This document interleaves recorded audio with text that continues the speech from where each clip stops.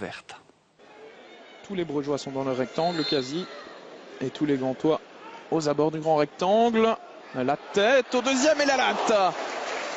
La latte qui repousse cette tête d'Alphaba. Encore une fois, ce sont les défenseurs centraux qui étaient venus porter le danger là sur cette phase arrêtée. On repart du côté gantois.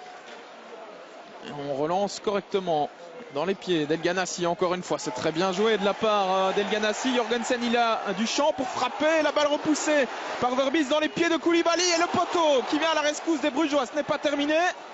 Ljubijankic au deuxième poteau. Verbis de nouveau. Et un nouveau poteau de Koulibaly. Cette action va-t-elle se terminer?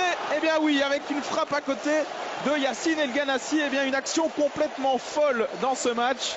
Après 18 minutes de jeu, 2 poteaux dans la même action. Et les Brugeois peuvent remercier la chance sur cette phase. On revoit la frappe de Jorgensen dans un premier temps. Poteau d'Elimane Koulibaly.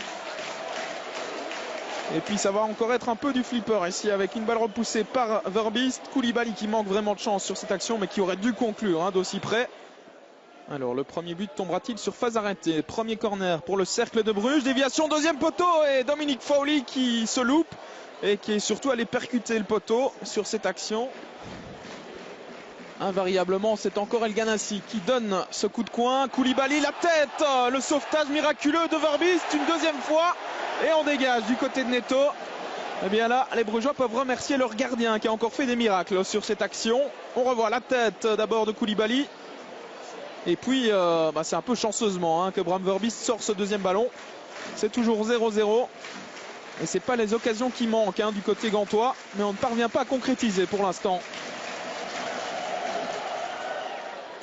Nouveau coup de coin, El Ganassi dans le paquet, ballon repoussé par Bram Verbis, pardon, le but non, c'est sauvé de la tête par Vian sur la ligne. Eh bien décidément, ce ballon ne rentrera pas sans doute pour les Gantois, en tout cas pas dans cette première période, si ça continue comme cela. Alors, on va revoir une nouvelle fois cette action avec la frappe manquée par Arzo. Et c'est Alphaba qui avait frappé sur... le crâne finalement de Denis Vian. A priori le ballon n'est pas rentré. Les Gantois qui reprennent la possession du ballon. Baric avec Smolders qui a un peu d'espace devant lui. Il va tenter de trouver El Ganassi. Voilà qui est fait. El Ganassi à toute vitesse avec Rudy qui revient dans son dos. Le centre extérieur pied d'El Ganassi et Vian qui se trouve. Et c'est encore une fois Bram Verbis qui est là pour sauver les meubles véritablement. El Ganassi face à lui, Rudy. La passe en retrait d'El Ganassi qui reste disponible pour Marco Soler. Retour avec le Diable Rouge. Attention, El Ganassi, la frappe, ça ne passe pas loin, c'était bien tenté. Là, il tente, il ose, il provoque El Ganassi. Il fait un bon match dans l'ensemble pour l'instant. Vaneno dans le rectangle. Face à lui, il y a Mario Baric. Les crochets de Vaneno, la passe elle est bien jouée, elle était belle et le poteau avec Fowley, nouveau poteau. Et c'est Rudy maintenant qui va peut-être pouvoir frapper, qui glisse une nouvelle fois. Eh bien décidément il devrait changer de pneu, le portugais. Et décidément dans ce but on a des actions complètement folles. Un premier poteau, Fowley qui se jette, deuxième poteau pour sauver Frank Books. Et puis Rudy là qui ne parvient pas à frapper, qui glisse. Coup de coin d'El Ganassi. Premier poteau avec la frappe de Nahayo et une nouvelle parade 5 étoiles véritablement de Bram Verbis. Ce gardien il fait un début de championnat tonitruant véritablement. Ce n'est pas terminé pour les Gantois avec Souler. À l'entrée du rectangle, la frappe de Ljubijankic et nouvel arrêt de Bram Verbis. Eh bien on va pouvoir lui ériger une statue du côté de Bruges dès cette première journée de championnat parce que le gardien du cercle est véritablement en train de faire le match de sa vie aujourd'hui. Regardez cet arrêt du bout des doigts ou du bout du pied encore une fois. Marco Soler qui perd le ballon au profit de Rudy qui est reparti dans ses dribbles. Alors est-ce qu'il va tenir droit sur ses jambes cette fois-ci? Oui. Rudy, la passe elle est magnifique. Christophe Dan pour le premier but, il est accroché. Et que dit Monsieur Verweken? C'est un penalty.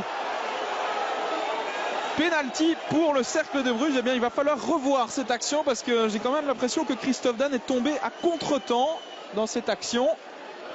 Carte jaune par la même occasion pour Nahayo qui va être exclu. Voilà la première carte rouge des Gantois cette saison. Elle est pour Nahayo qui avait reçu une carte jaune après 17 minutes de jeu.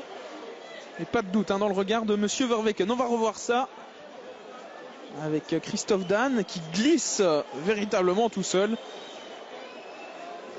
Ouais, il se trébuche dans son propre pied. Christophe Dan. Alors, Oleg Yachuk à 10 minutes de la fin de cette rencontre pour le 1-0 via le montant. 0-1 plus précisément. Le Cercle de Bruges passe devant grâce à ce penalty véritablement généreusement accordé par Monsieur Verweken. Mais voilà, les chiffres sont là. C'est 0-1, ouverture du score pour le Cercle de Bruges par Oleg Yachuk. Et c'est la fin de ce Gantois Cercle de Bruges. Victoire du Cercle 0-1. Du côté brugeois, on se satisfera évidemment de ces 3 points arrachés grâce notamment à un exceptionnel Bram Verbiest dans les buts. Du côté de la Gantoise, on va sûrement pester sur ce penalty qui va encore faire couler beaucoup d'encre dans les jours à venir.